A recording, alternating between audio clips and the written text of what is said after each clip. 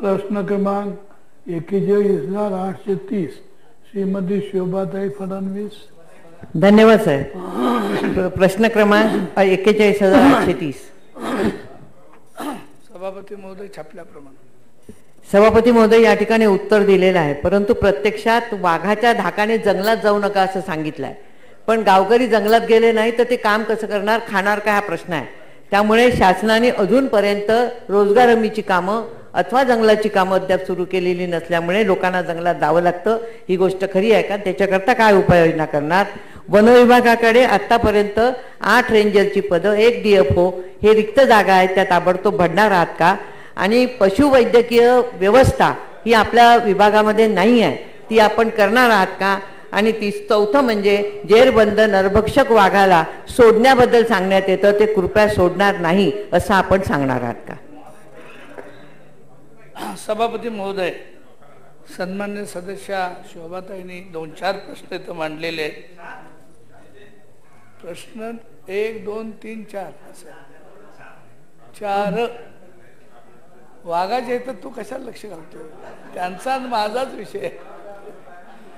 तर यामध्ये पहिल्यांदा जो वाघ चेरबंद केलाय त्याला सोडणार नाही. या बफर झोनमध्ये 1,43,000 मॅन पॉवरची कामं घेतलेली आहेत. अजून लागली तर आपण घेऊ. जो स्टाफ भरायचा आहे तो येत्या 15 दिवसात पूर्ण तिथला स्टाफ करू. आणि आज वर्ल्ड डे असल्यामुळं वाघाचा आज सकाळीच मी जाहीर केले, कोचिंगसाठी इंटरनॅशनल टोळ्या येतात, त्यासाठी CBI इन्क्वायरी ऑर्डर केलेली आहे. सभापती महोदय, आता या प्रश्नामध्ये काही सगळे प्रश्न सुटू शकत नाही आणि म्हणून मंत्री महोदयांना माझी विनंती आहे की आपण या भागासाठी बफर झोनचे प्रश्न आहेत, इतर प्रश्न आहेत वाघांच्या बाबतीत, तर आपण तुमच्या दालनामध्ये आमची मीटिंग घेणार आहात का? बफर झोन हा खरं म्हणजे चंद्रपूर जिल्हा सभापती महोदय हा सगळा जिल्हाच वाघाचा जिल्हा आहे.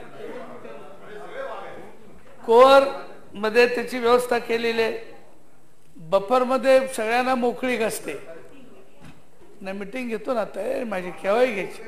आणि नॉन बफर झोन मध्ये सुद्धा आता यंत्रणा आपल्याला उभी करावी लागेल, कारण तिथेही वाघ सापडायला लागले. कारण जवळजवळ एवढी संख्या आहे म्हणून आता परदेशी सुद्धा तुमच्या जिल्ह्यात लोक यायला लागले प्रचंड प्रमाणात ताडोबासाठी. परंतु आपण सूचना केल्याप्रमाणे अजून काही प्रश्न असले तर माझ्या दालनात मी मीटिंग आपल्याला बोलून घेईन. माझ्या खात्याचे अधिकारी हजर राहतील.